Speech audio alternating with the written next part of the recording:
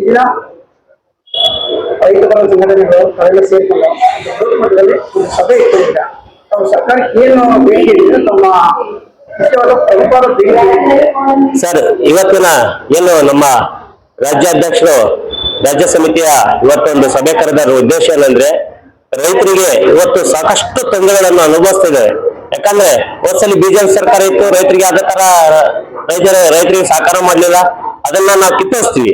ಈಗ ಮತ್ತೆ ಕಾಂಗ್ರೆಸ್ ಸರ್ಕಾರ ಬಂದಿದೆ, ಯಾವಾಗಲೂ ನಾವು ರೈತರ ಪರ ಇದೀವಿ, ರೈತರಿಗೋಸ್ಕರ ಇದೀವಿ ಅಂತ ಅವರು ಚುನಾವಣೆ ಸಂದರ್ಭದಲ್ಲಿ ಸಾಕಷ್ಟು ಅವರು ನಮ್ಮ ರೈತರ ಬಗ್ಗೆ ಹೇಳಿ ರೈತರನ್ನು ಓಟವನ್ನು ತಗೊಂಡು ರೈತರಿಗೆ ಬಹಳ ಮೋಸ ಮಾಡ್ತಿದ್ದಾರೆ. ಯಾಕಂದ್ರೆ ಇವತ್ತು ಒಬ್ಬ ರೈತ ಏನಾದ್ರೂ ನಾವು ಸಂಪೂರ್ಣವಾಗಿ ನಾವು ಅಭಿವೃದ್ಧಿ ಹೊಂದ್ಬೇಕಂದ್ರೆ ರೈತರಿಗೆ ಬಹಳಷ್ಟು ಸಾಕಷ್ಟು ತೊಂದರೆ ಇರೋದೇನಂದ್ರೆ, ಒಂದು ಟಿಸಿ ಅಕ್ರಮ ಸಕ್ರಮದಲ್ಲಿ ಏನ್ ಟಿಸಿ ಕೊಡ್ತಿದ್ರಲ್ಲ ಅದನ್ನ ನಿಲ್ಲಿಸಿ ಇವತ್ತಿನ ದಿನದಲ್ಲಿ ಒಂದು ಟಿಸಿ ತಗೊಬೇಕಂದ್ರೆ 25 ಕೆಜಿ ಒಂದು ಟಿಸಿ ಹಾಕ್ಬೇಕಂದ್ರೆ ಕನಿಷ್ಠ ಏನಂದ್ರೆ 1,20,000 ರೂಪಾಯಿ ಒಂದು ಟಿಸಿ ಬರುತ್ತೆ.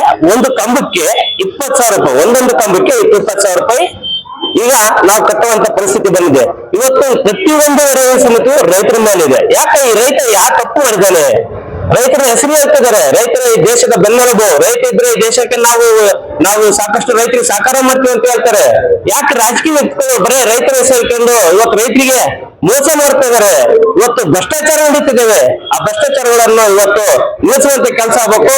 ರೈತರನ್ನ ಇವತ್ತೇನು ಯಾವ್ದೇ ಸರ್ಕಾರಿ ಕಚೇರಿಯನ್ನು ಇರ್ಲಿ ಅವ್ರನ್ನ ಅಲ್ದಾಡಿಸುವಂತ ಕೆಲಸ ಬಿಟ್ಟು ಆ ಕ್ಷಣದಲ್ಲಿ ರೈತರಿಗೆ ಕೆಲಸವನ್ನು ಮಾಡಿಕೊಡುವಂತ ಕೆಲಸ ಮಾಡಬೇಕು. ಯಾಕಂದ್ರೆ ಮುಂದಿನ ದಿನದಲ್ಲಿ ರೈತ ಯಾವುದೇ ತರ ತೊಂದರೆಗೆ ತುತ್ತಾಗಬಾರ್ದು. ರೈತ ಒಬ್ಬ ದೇಶಕ್ಕೆ ಅನ್ನ ಹಾಕುವಂತ ಅನ್ನದಾತಗಳು ಯಾವತ್ತಿದ್ರು, ಯಾರು ಹತ್ರ ಕಿತ್ಕೊಂತಿಲ್ಲ ಅನ್ನೋದೆಲ್ಲ.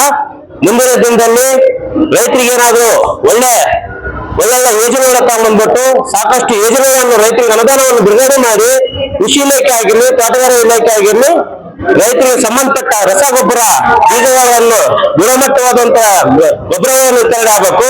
ಯಾವುದೇ ತರ ಕಳಪೆ ಬೀಜ ವಿತರಣೆ ಮಾಡಿದಲ್ಲಿ ಇಡೀ ರಾಜ್ಯಾದ್ಯಂತ ನಮ್ಮ ಏನು ರಾಜ್ಯಾಧ್ಯಕ್ಷರಿದ್ರಲ್ಲ ಅವ್ರ ಸಮ್ಮುಖದಲ್ಲಿ ನಾವು ಉಗ್ರವಾಗಿ ಹೋರಾಟ ಮಾಡ್ತೀವಿ ಅಂತ ಹೇಳಕ್ಕೆ ಸಮಯದಲ್ಲಿ ನಾನು ಇಷ್ಟಪಡ್ತೀನಿ.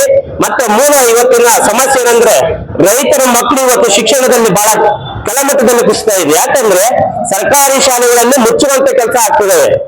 ಸರ್ಕಾರಿ ಶಾಲೆಗಳು ಪ್ರತಿ ಹಳ್ಳಿಗಳು, ತಾಲೂಕುಗಳಲ್ಲಿ, ಜಿಲ್ಲೆಗಳಲ್ಲಿ ಮುಚ್ಚುವಂತ ಇವತ್ತು ಏನು 6,000 ಶಾಲೆಗಳನ್ನು ಮುಚ್ಚುವಂತ ಕೆಲಸ ಈ ಸರ್ಕಾರ ಮಾಡ್ತಿದೆ.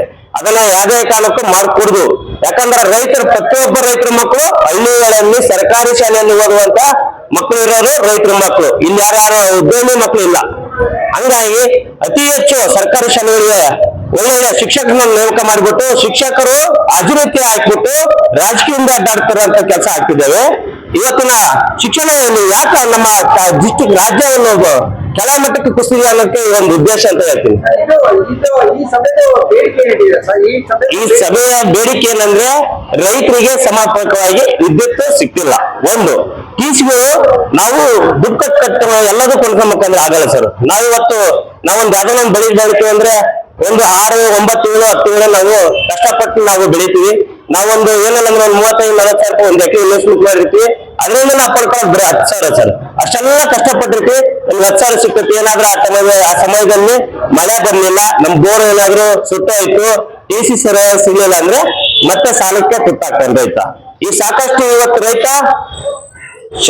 ಸಾವಿಗೆ ಇಡೋರಂತ ಕೆಲಸ ಆಗ್ತಿದೆ, ಆತ್ಮಹತ್ಯೆ ಮಾಡ್ಕೊಂತಂದ್ರೆ ಅವನ್ನೆಲ್ಲವೂ ನಿಲ್ಬೇಕಂದ್ರೆ ಈ ಬರುವಂತ ಸರ್ಕಾರಗಳು ಏನಿದ್ರು ರೈತರ ಪರವಾಗಿ ನಿಂತು ಒಳ್ಳೆ ಯೋಜನೆಗಳನ್ನು ರೈತರ ಪರ ಮಾಡುವಂತ ಕೆಲಸ ಮಾಡಬೇಕು. ಇಷ್ಟಗಳನ್ನು ಮಾತಾಡೋಕೆ ಅವಕಾಶ ಮಾಡಿಕೊಟ್ಟಂತ ನಮ್ಮ ಪತ್ರಿಕಾ ಮಾಧ್ಯಮರಿಗೆ ಧನ್ಯವಾದಗಳನ್ನು ತಿಳಿಸುತ್ತಾ ನನ್ನ ಮಾತುಗಳನ್ನು ಮುಗಿಸ್ತೀನಿ. ಜಗಳೂರು ತಾಲೂಕು ಕುಮಾರ್ ಬಿ ಮಾತಾಡ್ತಾ ಇದ್ದೀನಿ.